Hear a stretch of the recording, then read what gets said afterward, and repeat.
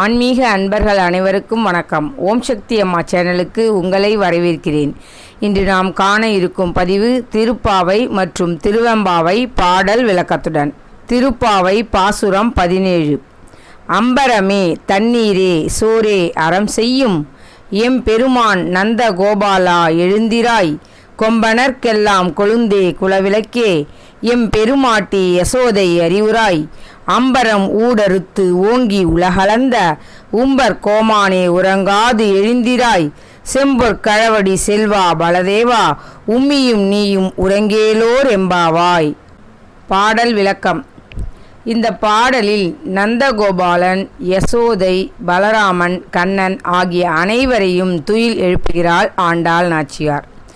தாகம் போக்க உதவும் தண்ணீர், மானம் காக்க உதவும் ஆடைகள், பசியாற்றும் சோறு, இந்த மூன்றையும் தான தர்மங்கள் செய்வதால் நந்தகோபாலனை எம்பெருமான் என்று அழைக்கிறார் ஆண்டாள் நாச்சியார். இப்படி தர்மங்களை செய்யும் தனித்தலைவனே, எம்பெருமானே, நந்தகோபாலா எழுந்திருங்கள் என்று முதலில் நந்தகோபரை எழுப்புகிறார். அடுத்து யசோதை தாயை எழுப்புகிறார். ஆயர்குல பெண்களுக்கு எல்லாம் மிக சிறந்த தலைவியாக விளங்குபவளே, சிறந்த கொடி போன்றவளே, மங்கள தீபமே, நல்ல அழகு படைத்த கண்களை உடையவளே, கோகுலம் முழுமைக்கும் குலவிளக்காக திகழ்பவளே, எம்பெருமாட்டி யசோதையே நீயும் எழுந்து வா என்று யசோதை தாயையும் எழுப்புகிறார் ஆண்டாள். அடுத்து கண்ணனை எழுப்புகிறாள். அம்பரமாகிய ஆகாயத்தை ஊடறுத்து ஓங்கியவன் கண்ணன்.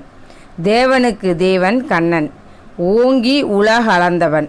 வாமன அவதாரத்தில் 3 அடி மண் தானம் பெற ஓங்கி வளர்ந்த பெருமாள் திரிவிக்கிரமன்.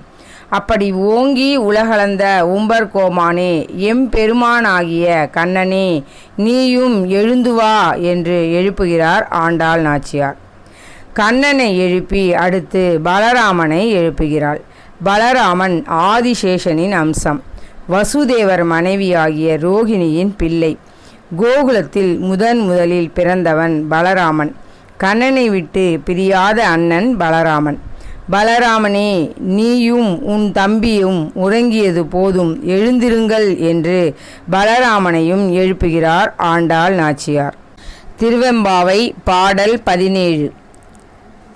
செங்கன அவன்பால் திசைமுகன்பால் தேவர்கள்பால் எங்கும் இலாததோர் இன்பம் நம் பாலதா கொங்கு உன் கருங்குழலி நம் தம்மை கோதாட்டி இங்கு நம் இல்லங்கள் தோறும் எழுந்து அருளி செங்கமழ பொற்பாதம் தந்தருளும் சேவகனை அங்கன் அரசனை அடியோங்கட்கு ஆரமுதை நங்கள் பெருமானை பாடி நலம் திகழ பங்கைய பூம்புணல் பாய்ந்தாடேலோர் எம்பாவாய். பாடல் விளக்கம். இப்பாடலில் எம்பெருமானாகிய ஈசன் தன்னை நாடுவோர்களுக்கு இன்பத்தை அள்ளித் தருவான். அவன் திருவடியை சரண் அடைந்தவர்களுக்கு ஒருபோதும் துன்பம் இல்லை. எனவே அவன் திருவடியை போற்றுவோம், போற்றி நீராடுவோம் என்று மிக அழகாக பாடியுள்ளார் மாணிக்க வாசகர்.